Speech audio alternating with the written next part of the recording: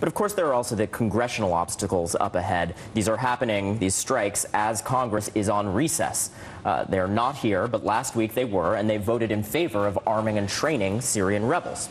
They did not vote on this question of airstrikes in Syria. So potentially a tough political road ahead.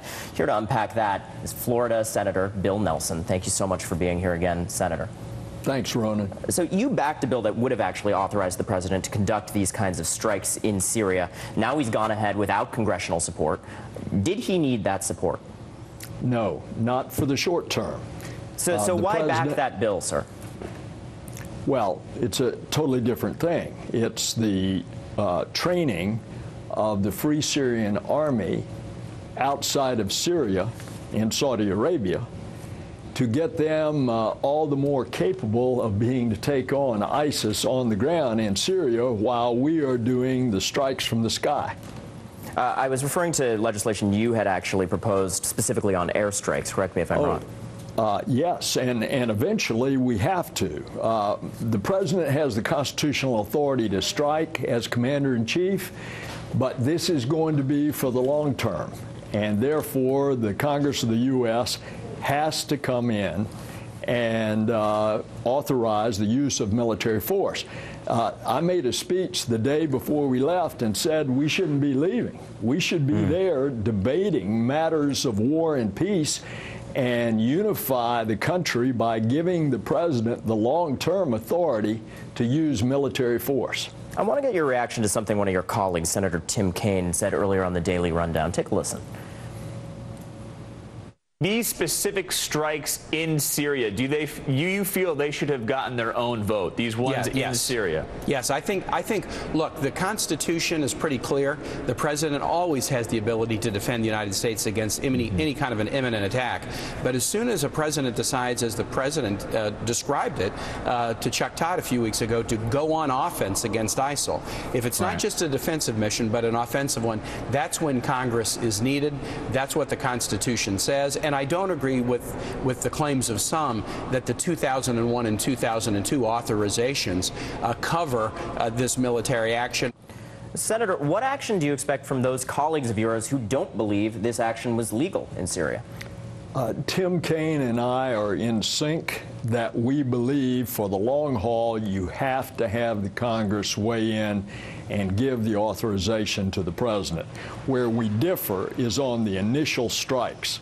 I believe that in Syria, the president, in order to protect the interest of the U.S., has the authority under the Constitution to strike.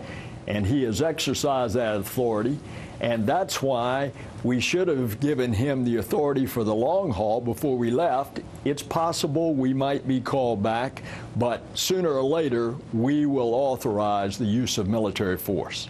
Senator Tom Brokaw here. This is a classic definition of asymmetrical warfare. We have the most powerful country in the world, the United States, against a well-organized but nonetheless renegade group. The fact is that as you try to decide whether we're going to give the president congressional authorization, they're making plans on the run. They're folding themselves back into the hills and moving to other areas. That's not how you win against them. We have to play by new rules, don't we? I agree. And I think the president will keep pounding.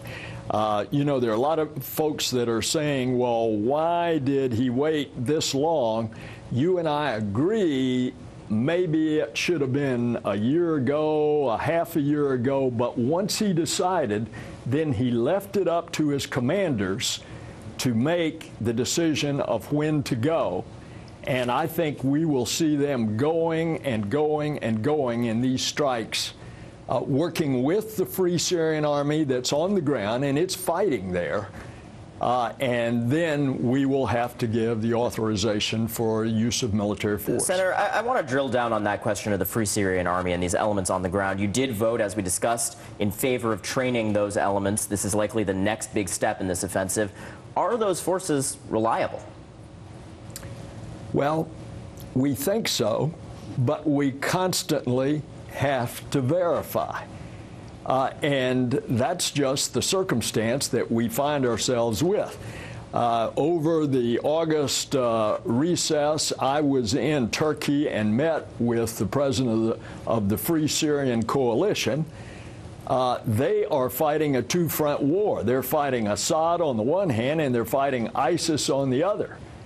And so do we need to give some measure of support to people who can make this successful by them being on the ground? I think so. And I think we've got to try it and continue to vet them. Senator Nelson, really appreciate your insights in this. We'll be following your leadership on this closely.